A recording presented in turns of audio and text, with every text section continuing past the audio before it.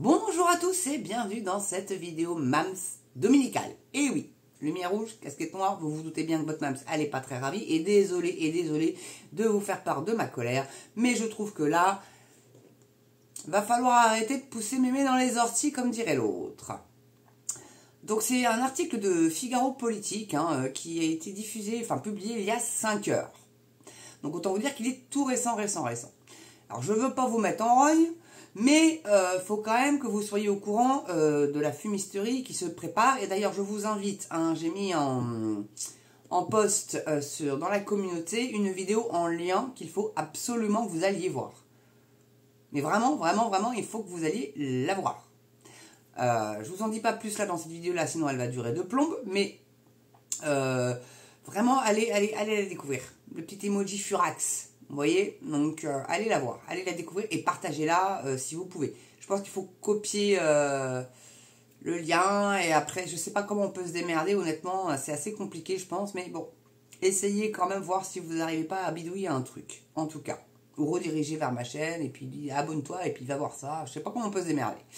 En tout cas, moi, je l'ai retweeté, donc ce compte Twitter, Marie M majuscule, mot, M majuscule, et puis après, il y a des chiffres, attendez, bougez pas, 5, 9, 8, 7, 1, 8, 4, 5. Oui, bah figurez-vous que je ne l'ai pas par cœur, mon adresse Twitter. En tout cas, voilà, si je la mettrai en lien, de toute façon, en bas de la vidéo, il n'y a pas de souci.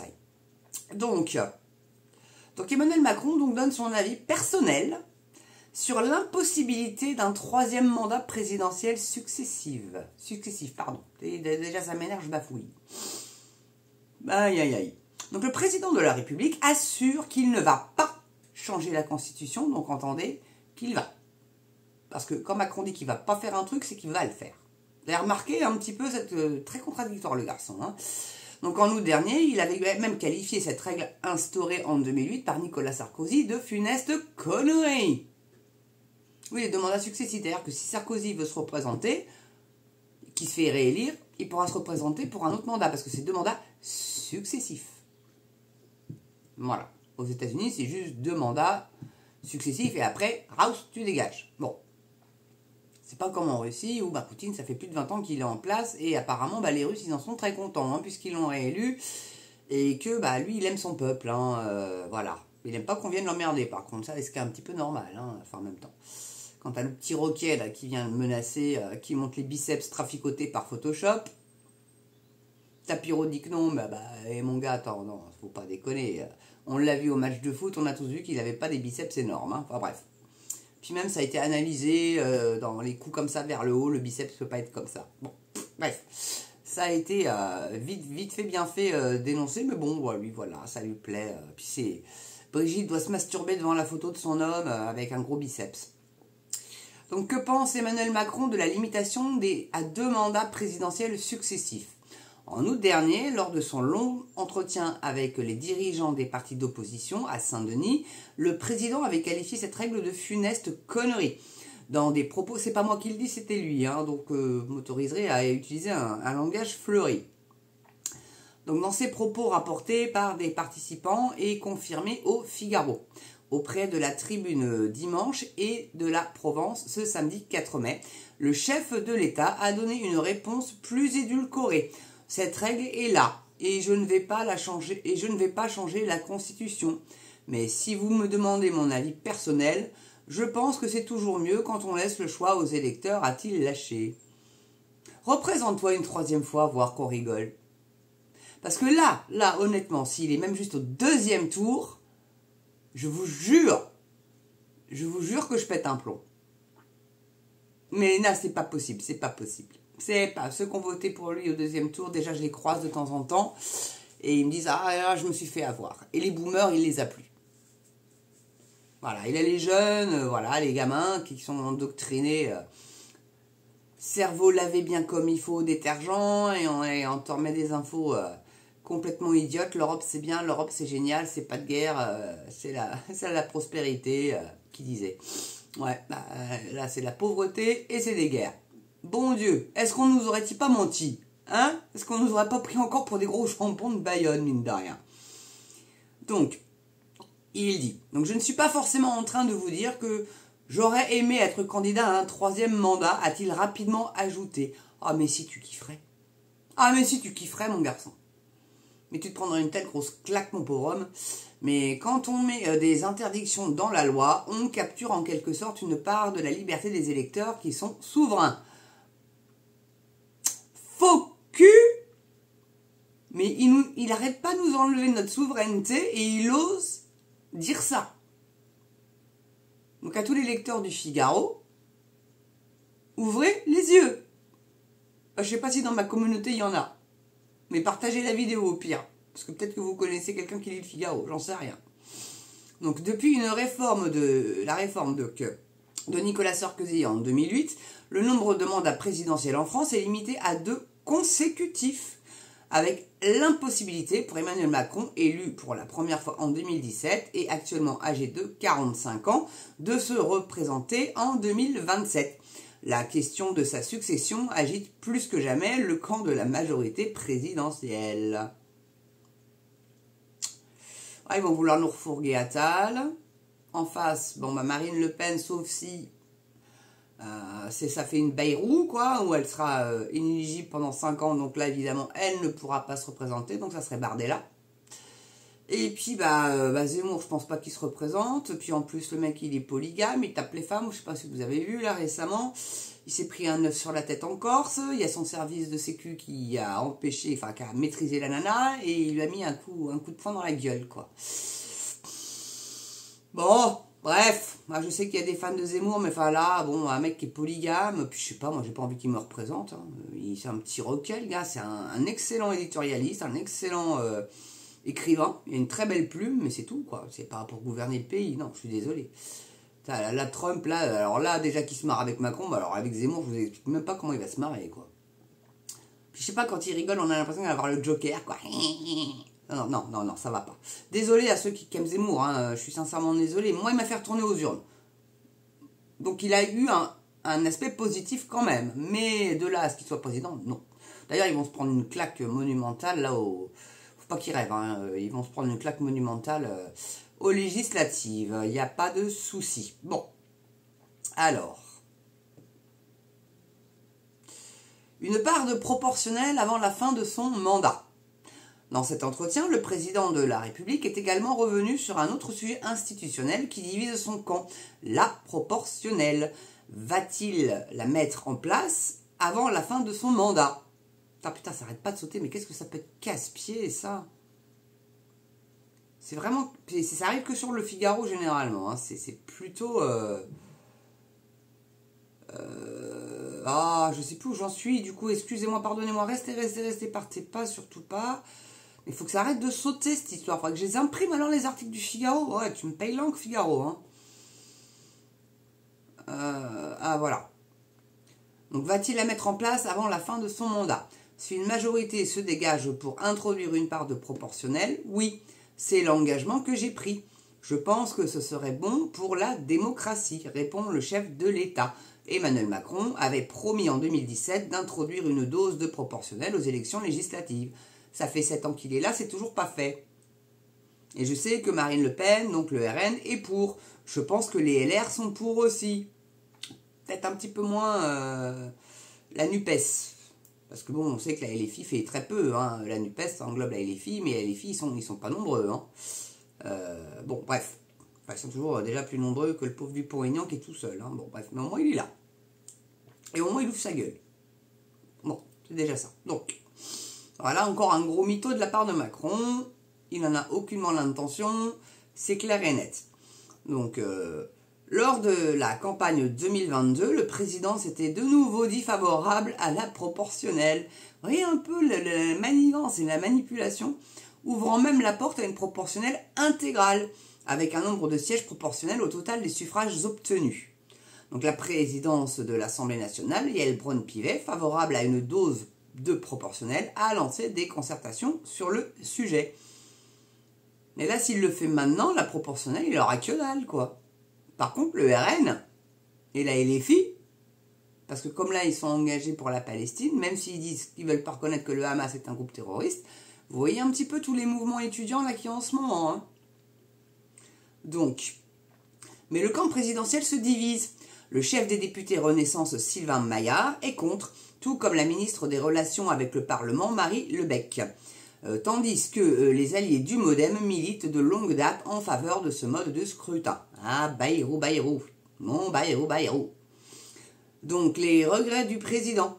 Le chef de l'État a aussi fait part de certains regrets après 7 ans au pouvoir. J'aurais voulu faire la réforme des retraites par points promise pour le premier quinquennat. Et attention, voilà l'excuse pourquoi il ne l'a pas faite. Ah, c'est pas Poutine, hein? Non, c'est pas Poutine.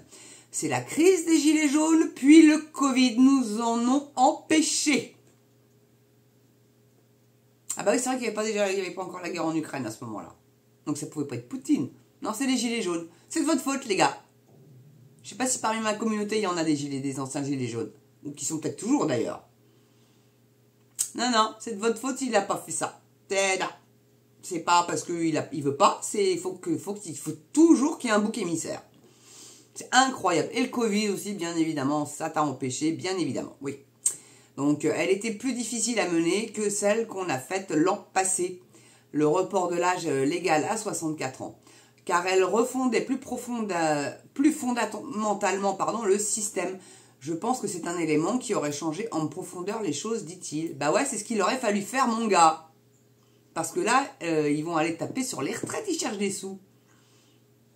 Ah oui, puis alors j'ai vu ça aussi, c'est passé en pop-up là. Non, même pas en pop-up, c'était carrément une pub quand je scrollais pour trouver mes articles. Et les seniors sont invités à s'engager dans l'armée, dis donc. Alors déjà qu'ils vont aller faire la sécurité au JO, les pauvres. Mais là, en plus, puis vous avez de fortes chances de vous faire contrôler par un militaire allemand. Non mais, allô? Il a aucun sens de l'histoire, cet homme-là. Hein. Et puis après, il va faire des commémorations. Alors là, j'attends celle du 8 mai, là. Il y a une délégation russe. Bon, bien évidemment, vous vous doutez bien que Poutine n'est pas invité. De toute façon, il y a un mandat d'arrêt international contre le garçon. Donc, il va très certainement pas bouger de son pays. Mais il y aura quand même apparemment une délégation russe. Même si, mais il y a eu 20 millions de morts côté russe. Hein. 20 millions. Ça vous dit? Ça vous parle? Pendant la Seconde Guerre mondiale? Ouais? Bon. Donc Emmanuel Macron aurait aussi aimé mener à son terme la réforme institutionnelle stoppée en 2018, percutée par l'affaire Benalla. Ah bah c'est encore un autre truc qui vient percuter, bah t'as vraiment pas de bol, hein. Elle prévoyait notamment la réduction du nombre de parlementaires et l'introduction d'une dose de proportionnelle. C'est toujours la faute d'un truc. Il est incroyable ce mec-là, il n'est responsable de strictement rien. Mais rien, c'est pas sa faute. Ça me rappelle la chanson d'Alizée. C'est pas ma faute à moi. Ouais, vous savez, Lolita. Chanson écrite par Mylène Farmer d'ailleurs. Non mais, allô? Est-ce qu'il n'y a pas... je sais qu'il y a un gars qui s'amuse à faire des deepfakes avec Macron. Allez, sur la chanson d'Alizée, ça serait parfait, quoi. C'est jamais de sa faute. C'est comme Bruno Le Maire. Si l'économie française s'écroule, c'est la faute à Poutine. Ouais, sauf que c'est les Américains qui ont dégommé le gazoduc. Maintenant, c'est une notoriété publique. Hein. Avant Prisca, non, on n'a pas de liste de coupables en tête. Non, on veut pas dire. On met des sanctions aux Russes, mais on veut pas dire que c'est les Américains. Les Américains, ils sont tout beaux, tout gentils.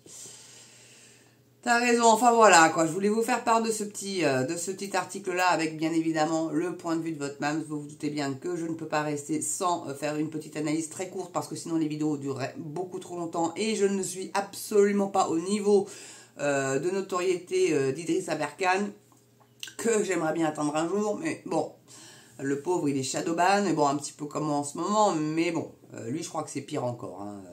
Puis j'ai pas tellement envie qu'on vienne saisir mon compte bancaire et qu'on vienne me faire chier de trop. Et puis là, en dessous, il y a d'autres articles, et c'est, la rédaction vous conseille aussi, Emmanuel Macron ne sera pas candidat au municipal à Marseille. Il n'y avait même pas qu'il envisageait éventuellement de l'être, quoi. T'imagines Macron à Marseille? Oh, nom de Dieu! Nom de Dieu! Oh putain. Il en est où, au fait, le commissariat, là où il a mis la première pierre, là? Oui, ça, on est où, ce bordel de construction, là?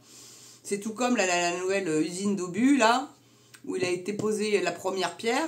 L'Ukraine, c'est maintenant qu'ils ont besoin d'obus, c'est pas dans 10 ans. Parce que vu la vitesse à laquelle ça se construit en France, La guerre sera finie depuis longtemps, à mon avis. Hein. Là, ils l'ont déjà perdu, les Ukrainiens, la guerre. On est tous bien d'accord. Hein. Et ce qui est marrant, c'est que les Russes ont un immense respect pour Napoléon. Mais un immense respect. Pour tous les combattants, les conquérants comme ça, ils ont un immense respect, même si ça a été leurs adversaires. Ils ont ce respect de la guerre. Et là, le 9 mai, là, ils vont avoir... Bon, nous, on va faire l'Ascension. Et eux, ils vont faire une autre commémoration. Et tous les chars qu'ils ont capturés, donc les chars américains, les chars allemands. Et puis, figurez-vous qu'il y a un petit char français aussi. Ah bah si. Donc voilà, quoi. Ce qu'on file à l'Ukraine, c'est pris par les Russes. C'est con, hein. Là, un petit drone, une petite bombinette, ça désingue le bordel. C'est de la pacotille, leur char. Enfin, ils ont envoyé de la merde aussi en même temps, parce qu'ils veulent pas trop non plus que l'Ukraine gagne. Maintenant, il ne faut pas trop détruire le territoire ukrainien, comprenez-vous. BlackRock a déjà racheté 80% des terres ukrainiennes. Ah bah, faudrait quand même pas avoir trop à dépenser pour reconstruire, comprenez-vous les bonnes gens. Hein? Je sais pas si les Ukrainiens, ils sont au courant de ça, que leur terre, elle est à 80% américaine. Je suis pas sûr qu'ils soient au courant, les pauvres gens. Hein, BlackRock, puis d'autres trucs, hein, d'autres oligarques, très certainement. Bah, les 20%, les autres 20%, ça doit être l'oligarque du poulet, là. Celui qui nous inonde avec son poulet de merde. Peut-être lui qui a les 20 autres pourcents, je sais pas. Enfin bref, en tout cas voilà, petite vidéo dominicale, les gars, elle est un peu longue, je sais, mais un peu de culture, ça fait jamais de mal à personne. Une petite dose de Macron, allez, surtout quand c'est pour lui taper un peu sur la gueule et se foutre de sa gueule, et puis révéler que c'est un énorme mythomane, cocaïnomane, poudré, moumouté, comme j'aime bien l'appeler, et oui, je le dis, et j'en ai rien à foutre, strike-moi connard. Bon, en tout cas, voilà. Je voulais vous faire part de ça, et puis vous souhaiter un bon dimanche à vous tous. N'oubliez pas, je le redis, hein, on ne sait jamais, pouce, cloche, double clic pour la cloche, toutes les notifs, pouce, très important le pouce. Le commentaire en dessous de la vidéo, hein, pour me donner déjà d'une part votre avis si vous pensez comme moi que c'est un gros michto et il le fera finalement. Hein, faut pas le croire sur parole, cet homme-là de toute façon. Et puis c'est important les commentaires aussi, hein. Là c'est un petit peu en baisse aussi hein, dans mes vidéos. N'hésitez pas à en mettre, bon pas des trucs complètement cons pour histoire de mettre un commentaire. Mettez quelque chose de structuré et d'intelligent, mais ça je sais que vous le faites déjà. Il n'y a pas de souci. Et puis le petit don, la petite souscription, si vous le pouvez bien évidemment, ça aiderait réellement la chaîne à s'améliorer. J'ai vraiment besoin de vous. Et voilà quoi. Bon, en tout cas, passez une belle journée ou une belle soirée selon l'heure à laquelle vous la regardez. Et moi, je vous dis à très bientôt pour prochaine vidéo, mams. Portez-vous bien, prenez soin de vous. À ciao les amis.